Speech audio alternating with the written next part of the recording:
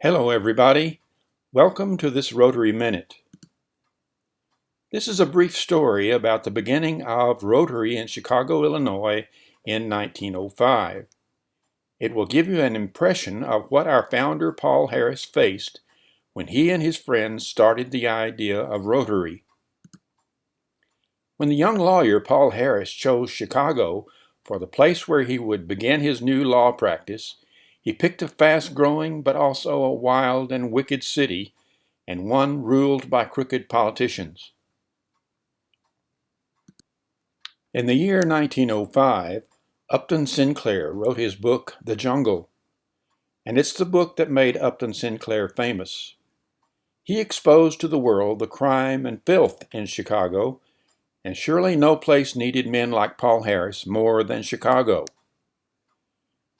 He had spent 5 years seeing the world and studying people after graduating from Iowa State University Law School in 1891. He hung out his shingle at the old Unity Building on North Dearborn Street in 1896.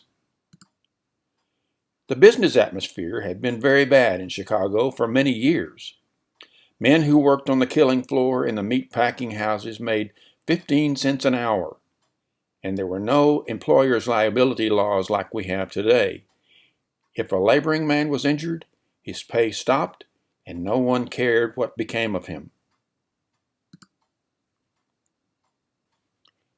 Out of this simple beginning sprang the world's first international service organization.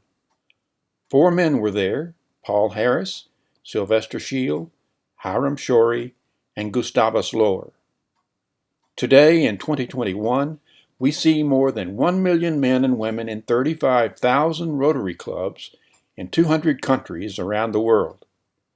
And since it was founded, the Rotary Foundation has spent more than $4 billion on life-changing, sustainable projects. And during the fiscal year 2018, it awarded more than $86 million, funding more than 2,500 grants in clubs like the Denton Rotary Club. That year, our club received a $30,000 grant for our sustainable tourism project in Costa Rica. The mission of the Rotary Foundation is to enable Rotarians like you and me to advance world understanding, goodwill, and peace through the improvement of health, the support of education, and growing local economies. How interesting it would be if we could see a record of all the good things done by Rotarians from February 23, 1905 to the present. Thank you, Paul Harris, for establishing who we are, what we do, and why we do it. And that's the Rotary Minute.